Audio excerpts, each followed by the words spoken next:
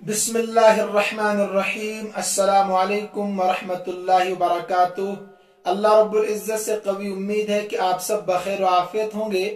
عزیز طلبہ و طالبات، کل کتاب دروس البلاغہ میں علم البیان سے سبق نمبر 8 الاستعارہ ہم نے شروع کیا تھا۔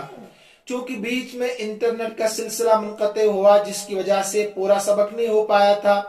ممکن ہے کہ آپ میں سے بھی کسی طالب علم کو پورا سبق سمجھ میں نہ آیا ہو، اور آج جو کوئی نیا طالب علم سبق میں شریک ہو رہا ہوگا، ہو سکتا ہے کہ آدھا سبق اس کے سمجھ میں نہ آئے، تو لہٰذا میں مختصراً پورا سبق دہرانے کی کوشش کروں گا صرف 2-3 منٹ میں۔ دیکھیے، مجاز کے آخر میں ہم نے پڑھا تھا کہ اگر حقیقی معنی اور مجازی معنی کے درمیان میں مشابہت کا تعلق ہو تو اس کو استعارہ کہا جاتا ہے، جیسے الدرر اور الکلمات فصیحہ میں بتایا گیا تھا تفصیل کے ساتھ کہ حسن میں مشابہت ہے۔ اور اگر حقیقی معنی اور مجازی معنی کے درمیان جز کا کل کا تعلق ہو یا کوئی اور سبب پایا جا رہا ہو تو اس کو مجاز مرسل کہا جاتا ہے، جیسے الاصابع اور الانامل میں سمجھایا گیا تھا۔ لیکن یہاں سے صاحب کتاب رحمۃ اللہ علیہ تفصیل کے ساتھ استعارہ کو سمجھا رہے ہیں، اس کی تمام قسموں کو لے کر۔ صاحب کتاب رحمۃ اللہ علیہ نے مثال پیش کی ہے قرآن کریم میں سے، کتاب انزلناہ الیک لتخرج الناس من الظلمات الی النور۔ آپ صلی اللہ علیہ وسلم سے خطاب ہے، اللہ پاک فرما رہے ہیں کہ ہم نے آپ کی طرف ایک ایسی کتاب نازل کی ہے تاکہ اس کتاب کے ذریعے سے آپ لوگوں کو اندھیریوں سے روشنی کی طرف لائیں۔ یہاں آپ کو دو باتیں سمجھنی ہے، ظلمات اور نور کو سمجھنا ہے کہ یہاں پر ظلمات کے حقیقی معنی ہے رات کی تاریکی، اندھیرا، اور نور کے معنی ہے روشنی، جیسے دن کا اجالا ہے، آفتاب کی روشنی ہوتی ہے۔ تو آپ نے پڑھا تھا کہ حقیقی معنی چھوڑ کر مجازی معنی مراد لینے میں 2 شرطیں ہیں۔ ایک تو قرینہ ایسا ہو کہ حقیقی معنی مراد نہیں لیے جا سکتے ہیں۔ نمبر 2، حقیقی معنی اور مجازی معنی میں تعلق ہونا چاہیے کوئی نہ کوئی۔ دیکھیے، قرینہ یہاں پر کتاب موجود ہے جو ہمیں مجبور کر رہی ہے کہ آپ یہاں حقیقی معنی مراد نہیں لے سکتے ہیں۔ کیوں؟ کتاب کے اندر یہ صلاحیت ہی نہیں ہے کہ لوگوں کو رات کی تاریکی سے دن کی اجالی کی طرف لائے۔ تو پھر یہاں مجازی معنی مراد کیا ہوں گے؟ تو مجازی معنی مراد یہاں پر ظلمات سے ظلام ہے، گمراہی، اور نور سے ایمان مراد ہے۔ پھر یہ بھی آپ نے پڑھا تھا، دوسری شرط تھی کہ دونوں میں تعلق ہونا چاہیے نا، مجازی اور حقیقی معنی میں کوئی نہ کوئی تعلق ہونا چاہیے۔ ایک شرط تو قرینہ ہو کہ حقیقی معنی مراد نہیں لی جا سکتے، تو قرینہ تو پایا گیا کتاب۔ دوسری شرط کیا تھی کہ مجازی اور حقیقی معنی میں کوئی تعلق ہونا چاہیے، تو تعلق ہے۔ کیسے؟ ایک انسان پہاڑ پر ہے، گھپ اندھیرے میں، رات کی تاریکی ہے، تو بغیر روشنی کے وہ منزل تک نہیں پہنچ سکتا، گھر تک۔ اسی طریقے سے ایک انسان ایمان کے بغیر گمراہی میں، کفر میں بھٹک رہا ہے، تو ایمان کی روشنی کے بغیر وہ گھر نہیں پہنچ سکتا، یعنی منزل اس کی جنت اصل گھر ہے، وہاں نہیں پہنچ سکتا ہے۔ تو دونوں میں مشابہت ہے، ظلام میں بھی انسان بھٹکتا رہتا ہے اور ظلمات میں بھی انسان بھٹکتا رہتا ہے، تاریکی میں بھی۔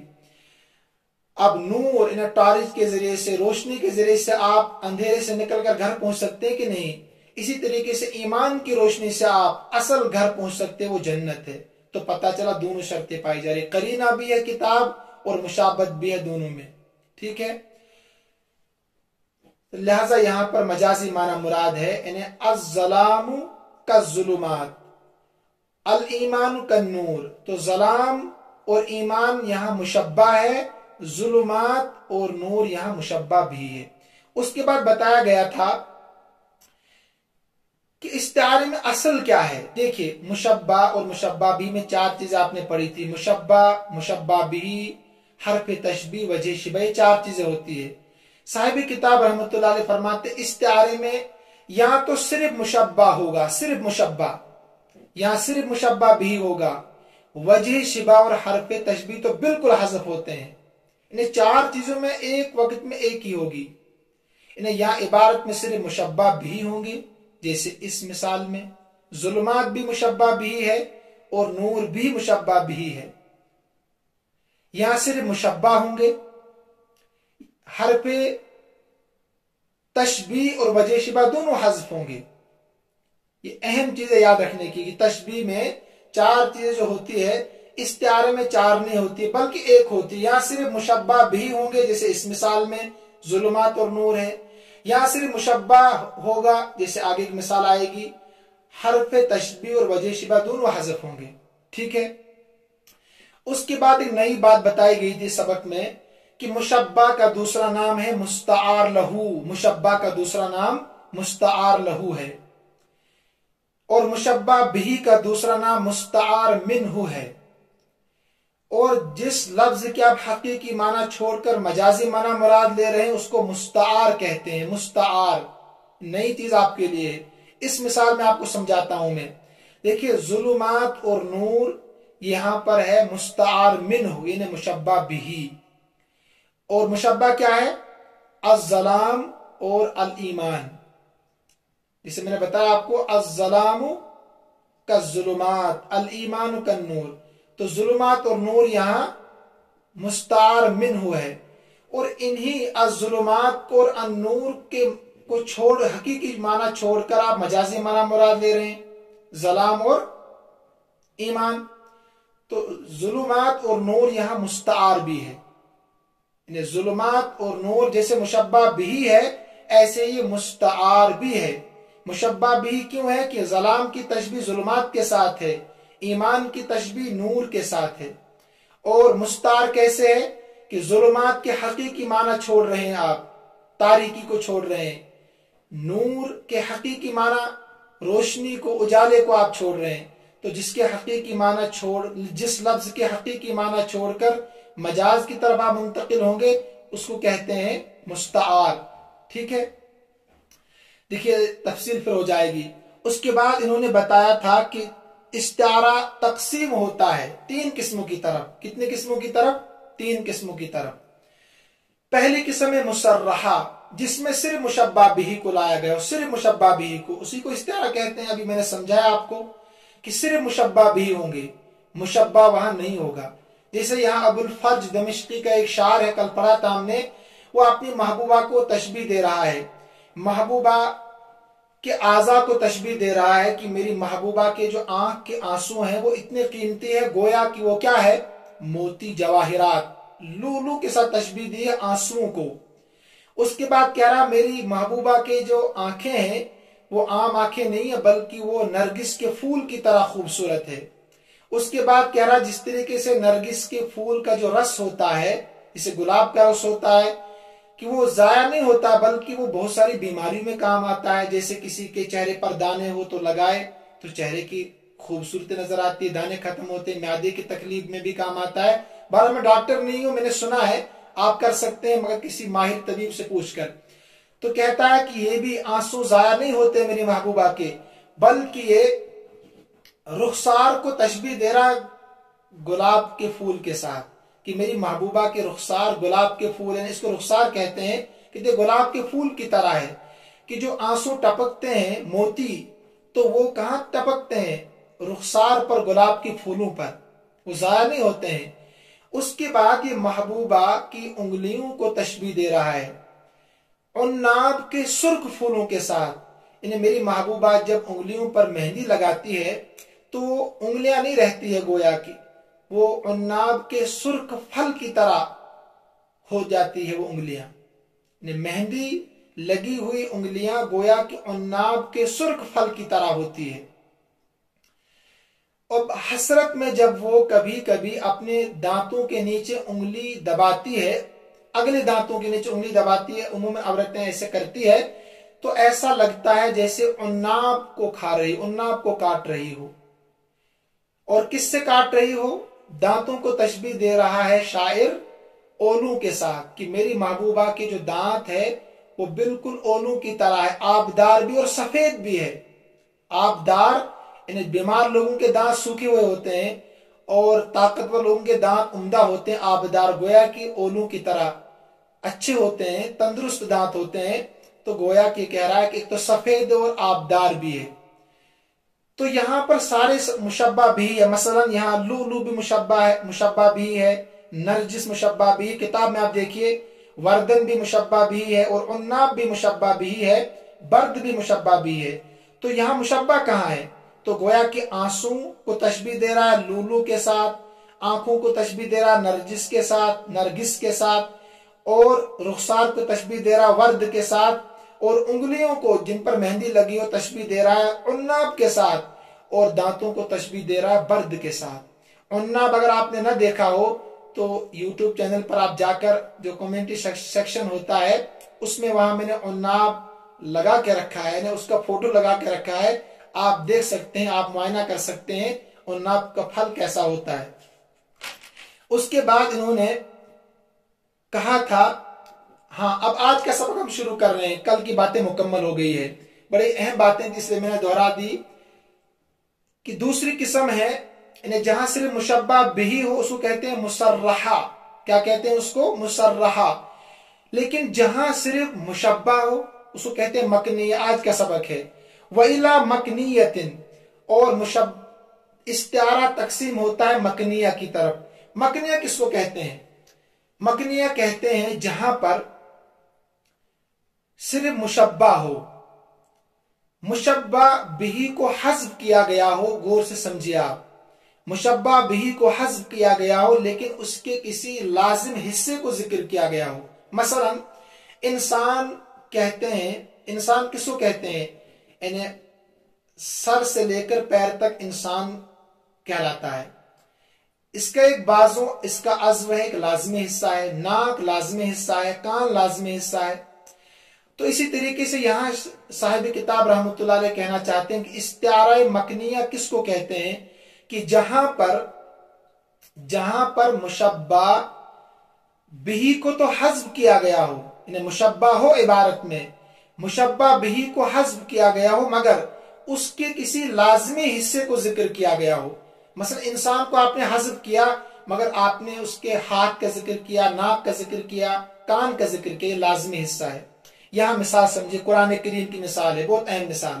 وَخْفِضْ لَهُمَا جَنَاحَ الذُّلِّ، وَخْفِضْ لَهُمَا جَنَاحَ الذُّلِّ، قرآن کہتا ہے آپ جھک جاؤ ماں باپ کے لیے، وَخْفِضْ لَهُمَا، ماں باپ کے لیے جھک جاؤ، الذُّلَّ، عاجزی کے ساتھ۔ گویا کہ عبارت ایسی تھی وَخْفِضْ لَهُمَا الذُّلَّ، آپ کتاب میں دیکھیے، وَخْفِضْ لَهُمَا الذُّلَّ، آپ جھک جائیے عاجزی کے ساتھ۔ کیسے عاجزی؟ کالطیر، پرندے کی عاجزی کی طرح، پرندے کی عاجزی کی طرح۔ عبارت گویا کیوں تھی؟ وَخْفِضْ لَهُمَا الذُّلَّ کالطیر، پرندے کی عاجزی کی طرح۔ ذل کے معنی عاجزی ہے، وخفض کے معنی جھک جائیے ماں باپ کے سامنے۔ پرندہ کیسے جھکتا ہے؟ جب پرندہ اڑ نہ رہا ہو، ان اڑتے ہوئے پرندے کی مثال نہیں ہے بلکہ جو پرندہ بیٹھا ہو، کسی پر حملہ آور بھی نہ ہو، اڑ بھی نہ رہا ہو، تو اس کی پر جو ہوتے وہ جھکے ہوئے رہتے، آپ نے دیکھا ہوگا کہ اسی طریقے سے ماں باپ کے سامنے اپنے کندھوں کو جھکا کر رکھو، سینہ تان کر مت رکھو، ماں باپ کے سامنے عاجزی کے ساتھ رہو۔ لیکن یہاں پر الطیر آپ کو نظر نہیں آ رہا ہوگا، بلکہ جو طیر کا ایک لازمی حصہ ہے وہ جناحن، پر، پیچھے پڑھا تھا نا کوے کے پر کو جناح بھی کہتے ہیں، تو طیر کا ایک لازمی حصہ ہے وہ پر ہے، اس کو ذکر کیا گیا یہاں پر، اس کو یہاں پر ذکر کیا گیا ہے۔ تو اسی کا نام ہے استعارہ مکنیہ، جہاں پر مشبہ بھی کو تو حذف کیا گیا ہو مگر اس کے لازمی حصے کو ذکر کیا گیا ہو۔ اصل عبارت تھی وَخْفِضْ لَهُمَا الذُّلَّ كَالطَّيْرِ، ذُلَّ یہاں مشبہ ہے اور کالطیر مشبہ بھی تھا لیکن اس کو حذف کیا گیا، اس کے لازمی حصے کو ذکر کیا گیا، جناح کو، پر کو۔ کتاب میں دیکھیں، یہاں سے ترجمہ بھی کریں گے ہم۔ الاستعارۃ تنقسم الی مکنیۃ، گویا کی عبارت یوں ہے، ما تو معطوف علیہ، وَإِلَى مَكْنِيَّةٍ، اور استعارہ تقسیم ہوتا ہے مکنیہ کی طرف۔ وہ کیا ہے مکنیہ؟ وَهِيَ مَا حُذِفَ فِيهَا الْمُشَبَّهُ بِهِ، وہ ہے جس میں مشبہ بِهِ کو حذف کر دیا گیا ہو، حُذِفَ، حذف کر دیا گیا ہو، وَرُمِزَ إِلَيْهِ بِشَيْءٍ مِّن لَوَازِمِهِ، اور رُمِزَ اشارہ کیا گیا ہو مشبہ بِهِ کی طرف، بِشَيْءٍ کسی ایسی چیز سے، من لوازمی جو اس کے لوازمات میں سے ہو۔ میں نے مثال آپ کو دے دی، سمجھا دیا آپ کو۔ تو پرندے کا لازم کیا ہے؟ پر ہے، جیسے کہ اللہ تعالیٰ کا فرمان ہے وَخْفِضْ لَهُمَا جَنَاحَ الذُّلِّ، جھک جاؤ ماں باپ کے لیے۔ اصل عبارت تھی الذُّلَّ، عاجزی کے ساتھ، کا طیر پرندے کی طرح، تو اس کو حذف کر دیا، ہو گیا جناح الذُّلِّ، جھکا دو اپنے ماں باپ کے لیے، جناح الذُّلِّ، عاجزی کے پر، یعنی عاجزی کے ساتھ کندھوں کو جھکا دو۔ یہاں ترجمہ آجزی کے ساتھ کندھوں کو جھکا دو، من الرحمت شفقت کے ساتھ، کس کے ساتھ؟ شفقت کے ساتھ۔ تو آپ کو یاد رکھنا ہے یہاں پر ذل مشبہ ہے اور مشبہ بھی حذف کر دیا گیا ہے، اس کے بدلے میں جناح کو ذکر کیا گیا ہے۔ کہہ رہے ہیں فقط استعارت طائر للذل، اللہ تبارک و تعالیٰ نے طائر کا استعارہ کیا ہے ذل کے لیے، انہیں طائر کو مشبہ بھی بنایا ہے کس کے لیے؟ ذل کے لیے۔ ثم حذفہ، پھر اس کو حذف کیا الطائر کو، ودل علیہ بشیء من لوازمہ، اور دلالت کی اس پر یعنی طائر پر اس کے لوازمات میں سے ایک چیز نے، وہ ہے الجناح، وہ پر ہے۔ وَإِثْبَاتُ الْجَنَاحِ لِلذُّلْ، اور جناح کو ذل کے لیے ثابت کرنا، یعنی پر کو ذل کے لیے، عاجزی کے لیے ثابت کرنا، یسمونہ استعارتاً تخیلیتاً، استعارتاً تخیلیتاً۔ ایک تیسری قسم یہاں بیان کر دی، استعارہ مکنیہ پورا ہو گیا کہ جہاں پر مشبہ بھی کو حذف کیا گیا اور اس کے لوازم کو ذکر کیا گیا، لیکن یہ کہہ رہے ہیں کہ جب خیالی طور پر، یعنی خیالی طور پر عام بات کر رہے ہیں، خیالی طور پر اگر کہیں پر مشبہ بھی کو حذف کر دیا جائے اور اس کے کسی بھی لازم حصے کو ذکر کیا جائے مشبہ کے لیے، جسے یہاں کیا گیا مشبہ کے لیے، تو اس کا نام ہے استعارہ تخیلیہ۔ یہ جملہ معترضہ کے طور پر بھی آپ سمجھ سکتے ہیں۔ تو اب استعارہ کی تین قسمیں ہو گئی، استعارہ مصرحہ جو ہم نے کل پڑھا تھا جس میں صرف مشبہ بھی تھے، نمبر 2 جو ہم نے آج پڑھا استعارہ مکنیہ جس میں مشبہ تو ہے لیکن مشبہ بھی کے لازم حصے کو ذکر کیا گیا ہے، مشبہ بھی اصل مشبہ بھی کو حذف کر دیا گیا ہے۔ اس کے بعد تیسری قسم کیا ہے؟ استعارہ تخیلیہ، کس کو کہتے ہیں؟ مطلق، جہاں پر خیالی طور پر پہلے مشبہ بھی کو لایا گیا، اس کے بعد اس کو حذف کیا گیا، اس کے کسی لازم حصے کو ذکر کیا گیا، تو اس کا نام کیا ہے؟ استعارہ تخیلیہ۔ اس کو جملہ معترضہ کے طور پر آپ بھی مان سکتے ہیں۔ جملہ معترضہ کہتے ہیں جس کا تعلق نہ پیچھے ہو نہ آگے ہو۔ یہاں کہہ رہے ہیں وہ اثبات الجناحی، اور جناح کو ثابت کرنا ذل کے لیے، یسمونہ استعارتاً تخیلیتاً، اس کو استعارہ تخیلیہ بھی کہا جاتا ہے۔ دیکھیے استعارہ کی 3 قسم مکمل ہو گئی۔ اب یہاں سے وتنقسم الاستعارۃ الی اصلیۃ، کہتے ہیں استعارہ کی ایک چوتھی قسم ہے اصلیہ۔ چوتھی قسم کیا ہے؟ اصلیہ۔ یہ بہت آسان ہے۔ اصلیہ کس کو کہتے ہیں؟ استعارہ اصلیہ کہتے ہیں جس میں مستعار اسمن غیر مشتق، اس میں غیر مشتق ہو۔ اس میں غیر مشتق کا مطلب کیا ہے؟ دیکھیں مصدر مشتق جامد آپ نے پڑھا ہوگا، تو اس میں غیر مشتق کا مطلب ہے کہ جامد ہو، کیا ہو؟ مصدر نہیں ہے، مشتق نہیں ہے، تو جامد باقی بچا۔ کہ اگر مستعار اس میں جامد ہو، مستعار کا مطلب یہاں پیچھے جائیے آپ، شروع میں جو میں نے سمجھایا تھا آپ کو، مستعار کس کو کہتے ہیں؟ کچھ کھوپڑی شریف میں آ رہا کہ نہیں؟ مستعار کہتے ہیں کہ جس کے حقیقی معنی، جس لفظ کے حقیقی معنی چھوڑ کر جس کو مجاز کی طرح منتقل کیا جائے اس کو کیا کہتے ہیں؟ مستعار۔ جیسے الظلمات اور النور مستعار تھے پچھلی مثال میں، یعنی جس لفظ کو مجاز کی طرح منتقل کیا جائے، جس لفظ کو مجازی معنی کی طرح منتقل کیا جائے اس کو مستعار کہتے ہیں۔ اگر عبارت میں مستعار کیا ہو؟ اس میں غیر مشتق ہو، اس میں جامد ہو، اس کو استعارہ اصلیہ کہتے ہیں۔ بہت آسان ہے، دیکھیے جیسے کاستعار الظلام للظلال والنور للہدی۔ دیکھیے ظلام اور نور جو ہے یہ اس میں غیر مشتق، اس میں جامد ہے۔ کیا یہ؟ اس میں جامد ہے۔ تو ظلام کے حقیقی معنی چھوڑ کر آپ نے زلال مراد لیا تھا، ظلام کے حقیقی معنی اندھیرے، تو آپ نے چھوڑ کر ظلام گمراہی مراد لیا۔ نور کے حقیقی معنی روشنی تھی، آپ نے حقیقی معنی چھوڑ کر مجازی معنی ہدایت مراد لی، ایمان مراد لیا۔ تو یہاں پر مستعار لفظ ہے الظلام اور النور، مستعار، اور ان کے مجازی معنی کیا ہے؟ زلال اور ہدا۔ ٹھیک ہے، بہت آسان۔ ایک چوتھی قسم، بلکہ 5ویں قسم کہیے آپ، استعارہ کی قسم ہے طبعیہ۔ طبعیہ کس کو کہتے ہیں؟ جس میں مستعار کیا ہو؟ फेल हो या हर्फ हो, फेल हो या हर्फ हो, उसको इस्तारा तबिया कहा जाता है। फिर मैं समझा रहा हूं बार बार आपको कि जिस लफ्ज के हकीकी माना छोड़कर मजाजी माना मुराद लिए जाए उसको मुस्तार कहते हैं। जिसको मजाज की तरफ मुंतकिल किया जाए, जिस लफ्ज को मजाजी माना की तरफ मुंतकिल किया जाए उसको मुस्तार कहते हैं आसान लफ्जों में। तो अगर मुस्तार फेल हो या हर्फ हो तो उसको क्या कहते हैं? तबइया, या इसमें मुश्तक को उसको तबिया कहते हैं। तीनों फेल हो, हर्फ हो, इसमें मुश्तक को उसको तबिया कहा जाता है। तीनों की मिसाल तरतीब के साथ देखिए।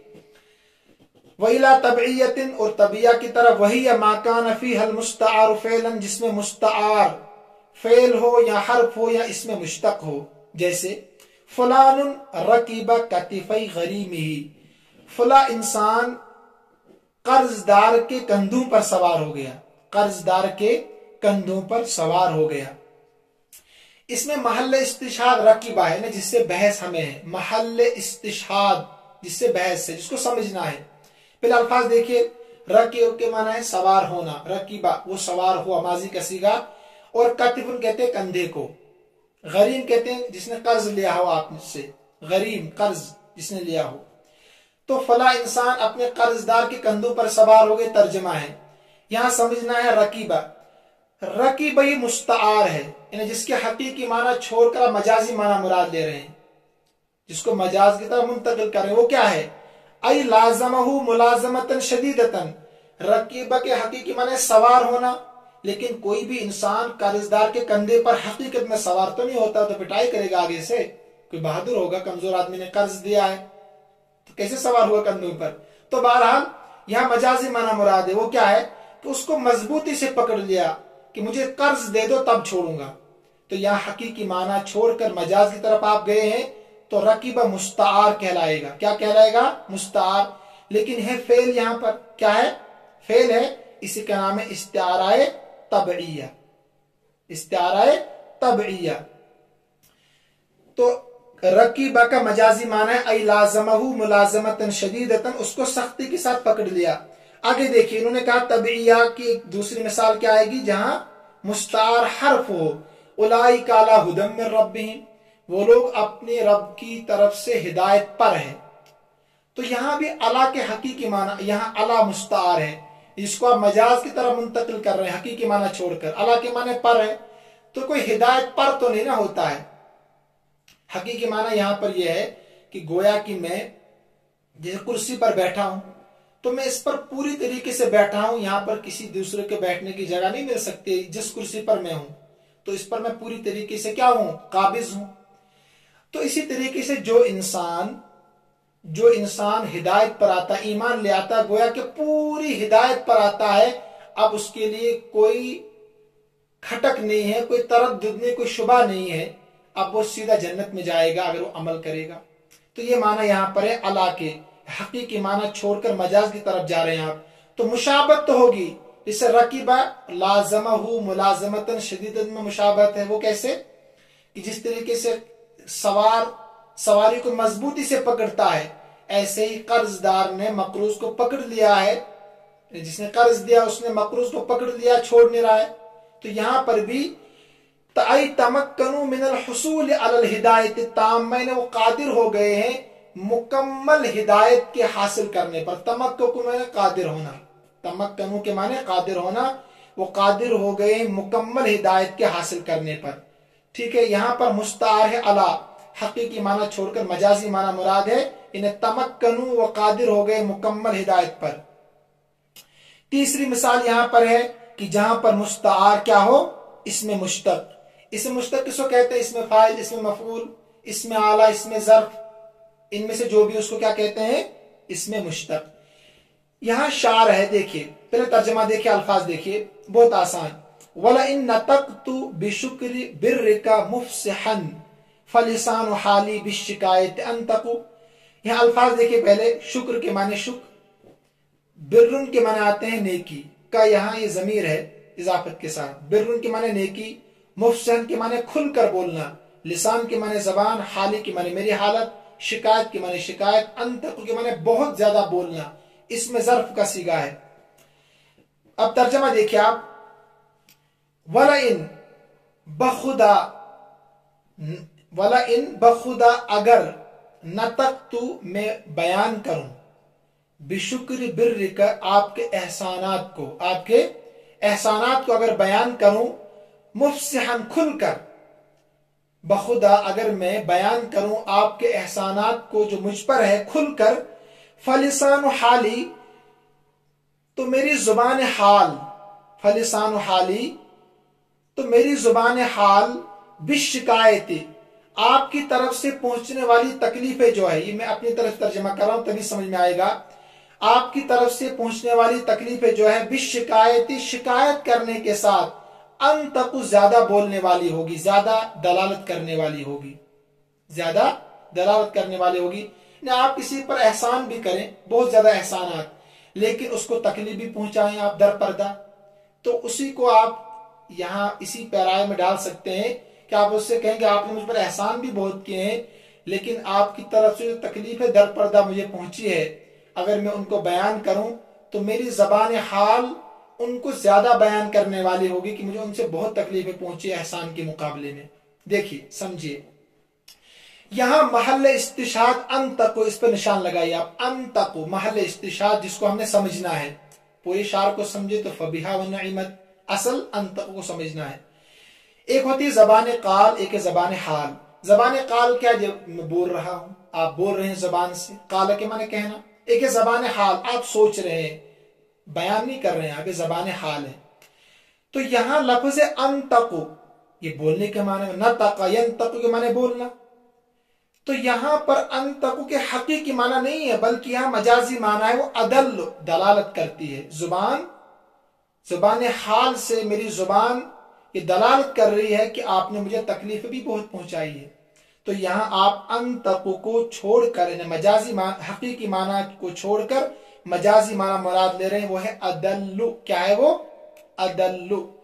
तो मुशाबत होगी जरूर, वो दो शर्तें बार बार मैं कह रहा हूं याद रखनी है। हकीकी माना छोड़कर मजाज की तरफ आप जाएंगे तो दोनों शर्तें याद रखिए आप। एक तो ताल्लुक होना चाहिए, एक हकीकी माना मुराद लेना दुश्वार हो। तो जबान हाल से अंतकु दुश्वार है कि नहीं? जबान हाल मैंने कहा ना, एक है काल, एक है हाल। हाल सिर्फ सोचते हैं आप दिल दिल में, काल के माने कहते हैं।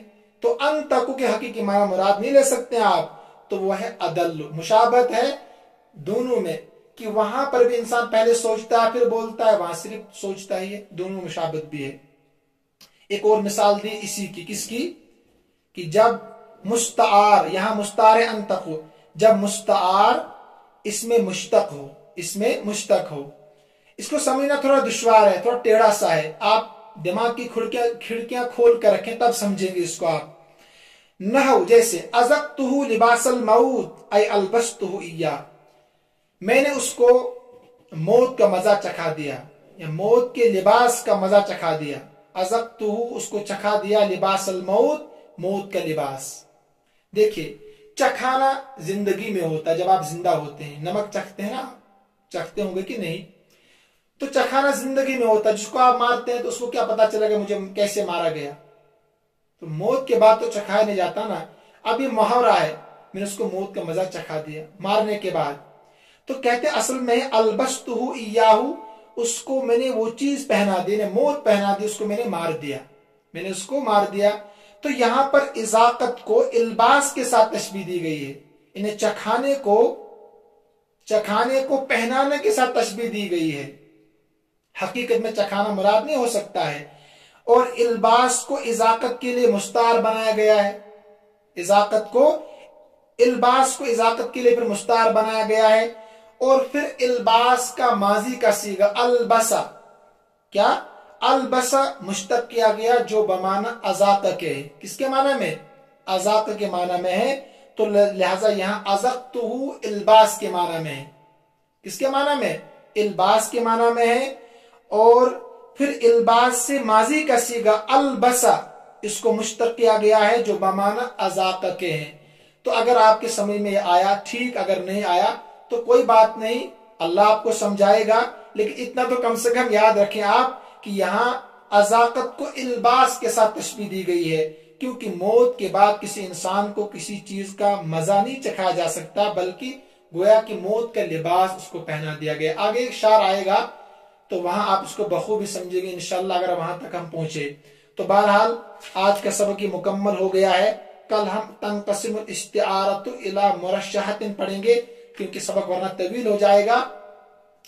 آپ سے مؤدبانہ التماس اور درخواست بھی ہے کہ جو ہم سبق پڑھ رہے ہیں آپ خود بھی اس کو پڑھیں اور دوسروں تک بھی پہنچائیں، پڑھنے والوں تک پہنچائیں. میرا مقصود واللہ اور باللہ یہی ہے کہ کم سے کم مجھے پڑھانے کا ثواب پہنچے. اگر کوئی استفادہ کرے تو انشاءاللہ مجھے بھی ثواب ملے گا، تاکہ کل ہمارے لیے، میرے لیے، آپ کے لیے ذخیرہ آخرت بن سکے. اور اللہ تبارک و تعالی ہم سب کا حامی و ناصر ہو. اللہ تعالی ہم سب کو اپنی رضا نصیب فرمائے، شان صحابیت عطا فرمائے. اللہ تبارک و تعالی ہم سب کا خاتمہ ایمان پر فرمائے. ھذا من عندی واللہ اعلم واحکم واتم وما توفیقی الا باللہ علیہ توکلت والیہ انیب. السلام علیکم ورحمۃ اللہ وبرکاتہ.